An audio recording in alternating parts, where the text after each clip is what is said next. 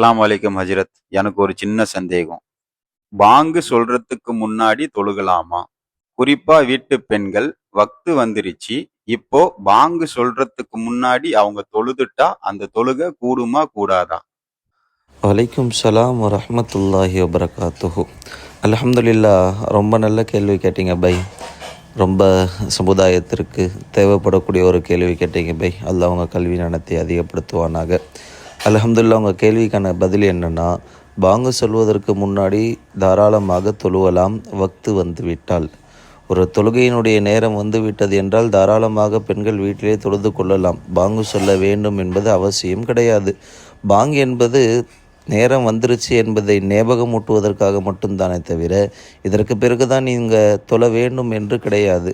அதே போல் இன்னொரு இன்னொரு நோக்கம் என்னென்னா, வெளியிருக்கின்ற ஆண்களை பள்ளியின் பால் அழைப்பது தான் பாங்கினுடைய நோக்கம். பெண்கள் வீட்டில் தொழ வேண்டும். எனவே பாங்கு சொல்வதற்கு முன்னாலே, பாங்கு சொல்லவில்லை என்றாலும் பரவாயில்லை, நேரம் வந்துவிட்டது என்றால் தாராளமாக அவர்கள் வீட்டிலே தொழுது கொள்ளலாம். எவ்வித சந்தேகமும் எவ்வித தவறும் கிடையாது என்பதை புரிந்து கொள்ள வேண்டும்.